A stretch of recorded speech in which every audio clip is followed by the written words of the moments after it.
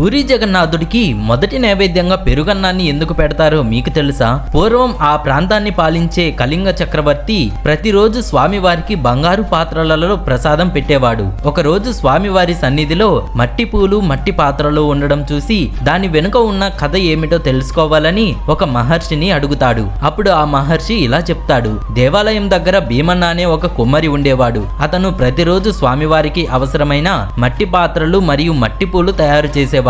అతను వాటిని స్వయంగా తానే తీసుకువెళ్లి స్వామివారికి ఇవ్వాలని అనుకునేవాడు. కానీ మరుసటి రోజుకి కావలసిన పాత్రలు తయారు చేయాలి కాబట్టి వేరే వాళ్ళ ద్వారా పంపించేవాడు. ఒకరోజు స్వయంగా జగన్నాథుడే భీమన్న వాకిట్లో ప్రత్యక్షమయ్యాడు. భీమన్న, నాకు చాలా ఆకలిగా ఉంది, ఏమైనా తినడానికి పెట్టు అని అడుగుతాడు. స్వామివారిని చూసిన ఆనందంలో తను మట్టి కుండలో తింటున్న పెరుగన్నాన్ని స్వామివారికి తినిపిస్తాడు. ఆ పెరుగన్నాన్ని ఎంతో ఇష్టంగా స్వామి స్వీకరిస్తాడు. ఆ రోజు నుండి ఈ రోజు వరకు పూరిలో జగన్నాథుడికి నైవేద్యంగా మట్టి కుండలో పెట్టిన పెరుగన్నాన్ని పెడతారు. ఫ్రెండ్స్, జై జగన్నాథ్ అని కామెంట్ చేయండి.